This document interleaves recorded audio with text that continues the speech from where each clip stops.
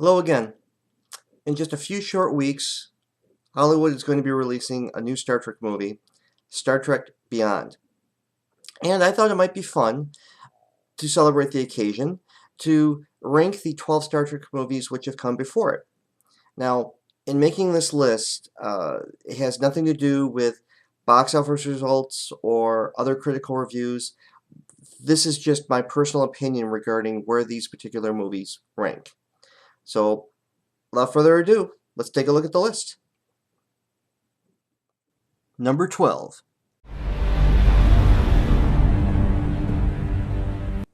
I have exited movie theaters ecstatic. I have left them disheartened. I had left theaters wondering what the hell I had watched. But before Into Darkness, I had never left a theater angry. No, not angry. I was white-knuckled enraged that not only had I been robbed of $10, not only was 2 hours of my life stolen from me, I was mad that this was a franchise I had been emotionally invested in since age 6, and it had been turned into a parody of itself. Where to begin? Well, there are plot elements that make little sense that are there for the convenience of the story, such as Khan being able to teleport to the Klingon homeworld and Enterprise being able to reach said homeworld undetected. It suffers from a cameo from Leonard Nimoy even more pointless than the one from the film before it, and stunt casting on a level of egregiousness not seen since Julia Roberts played Tinkerbell in Hook. Honestly, Khan, a Sikh, is being played by Benedict Cumberbatch, quite possibly the whitest man in Hollywood. We have a bad guy ship larger than the Enterprise, which rips off the film before this, and Nemesis, along with the evil or misguided Starfleet Admiral, a plot device so tired and hackneyed anyone watching Star Trek as a whole has to assume all admirals are corrupt, evil, and stupid. There is no effort to build on the film before it. For example, is Spock's wife T'Pring still alive? Imagine the romantic complexities involved as Spock has to weigh Uhura's feelings as opposed to his biological imperatives, repopulating his race. Of course, that would have required, effort. There is no courage here, no risk-taking. Carol Marcus's involvement just feels like the director and writer throwing fans a bone, showing that they had actually seen a Star Trek movie once. Or one of their interns had, at least. Her name doesn't even matter, as Carol Marcus was originally a scientist discovering ways to create life, and this one is a weapons specialist, conceiving new ways to produce death. This is a rehash of the same Star Trek film we have been getting for years. And considering the hundreds of hours of Trek that aired on television that could have been used for inspiration, and the richness and diversity of the Star Trek universe that represents, that's just sad. Somewhere in there, there's an attempt to throw drones are bad social commentary, but the fact that said drones contain Khan's people just makes it silly. The film is a study in incompetence. But should we expect anything less from a director who admitted he liked Star Wars more and the writer of 2 Transformers movies? Number 11. Star Trek Insurrection. There comes a point in a franchise's decline when you get the feeling everyone from the cast to the producers have grown so complacent they aren't even trying anymore. For Star Trek, it was Insurrection. The film isn't even trying hard, from the way it pays the barest lip service to what was going on in Deep Space Nine, to how they can't even be bothered to explain what Worf is doing on board. I suppose they were trying to be funny, but this movie is not Star Trek 4. No one is very funny at all. The jokes, from manual control to Data having a built-in flotation device, all fall flat. Brent Spiner's portrayal of Data harkens back to TNG's second season, so the writers aren't even paying attention to early Next Generation films. And in the entirety of the franchise, I don't think I ever met a race I wanted to see die en masse more than the Baku, an arrogant bunch who eschew the use of technology in their daily lives. After said technology built their massive dam, their homes, and their nice clothes. I swear, every time one of the adults talked, I wanted to see Worf punch them right in the mouth. Was I supposed to hate the Baku? If so, mission accomplished. As for the villains, they aren't interesting at all, their motivations amounting seemingly to a centuries-long grudge. And we have another evil/misguided/idiot admiral, which by this time had just become a sad, tired cliché. Of all the Star Trek movies, this was the only one I had failed to see in the theater. I think I could say with confidence it was one of the smartest decisions I ever made in regards to a motion picture. Number 10.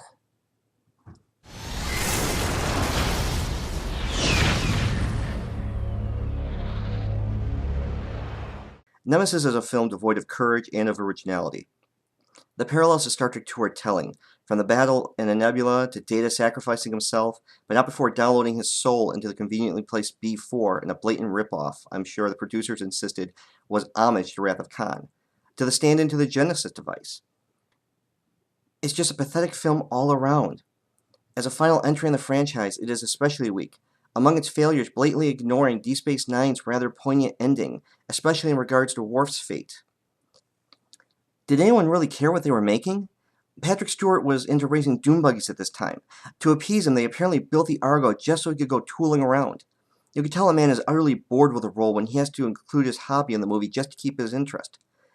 Tom Hardy as Shizan is serviceable, but the Remans are a joke, a new race shoehorned into Trek continuity, made to look cartoonishly evil. I left the theater more sad than anything else. Star Trek VI felt like a wonderful end to a proud franchise, striding off into the sunset without regrets. Nemesis felt like a gutless shuffle out the side exit. Number 9. The greatest enterprise of all is adventure. Star Trek V, The Final Frontier. It's sad to think that when it came to choosing the worst Star Trek movie, I had so many candidates. The James Bond franchise has had its couple of stinkers, but compared to the 25 films in its franchise, only 3 come to mind that can be considered truly bad films, with a collection of mediocre ones. Star Trek has 4 terrible films, a full third of its run. The Final Frontier special effects are weak, the plot lame, the humor forced. I know the film had some strikes against it. Shatner was unable to use Industrial Light and Magic's A-Team, he was a first-time director, there were time constraints. But really, the Star Trek gang goes to find God? Thing is, I don't hate Sybok. Larry Luckenbill actually does a good job as a futuristic cult leader who abuses his Vulcan powers to brainwash a group of people into following his insane crusade. There's a kernel of an interesting story there. Spock having a crazy brother no one heard about isn't a bad story hook, and plots featuring religion and false gods have been seen in Trek before. What it comes down to is execution. This film can't even approach the territory of so bad it's good, like Spock's Brain or The Way to Eden. It's just a mess from start to finish. Number 8. Star Trek Generations. Generations isn't a bad film. It just isn't a very good one either. It languishes on the list, bordering the bad movies, a testament to Paramount deciding to play it safe by having Shatner, Doohan, and Koenig appear in cameos, as if they didn't think original series fans would show up without some nod to their favorite series. A tactic J.J. Abrams adopted twice, by the way. The film also isn't helped by a mediocre script and production values that make it feel more like one of those season-ending, season-premiere two-parters we used to see on television.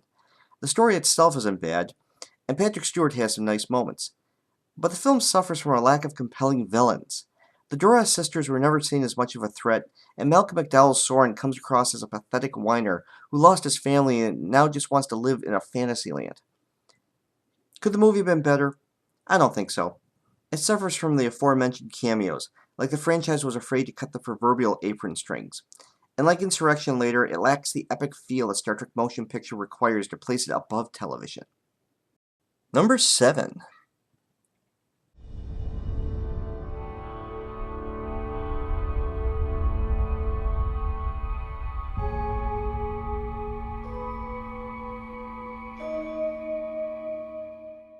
I confess that when I heard it was J.J. Abrams that was going to be helming the reboot, that I was cautiously optimistic.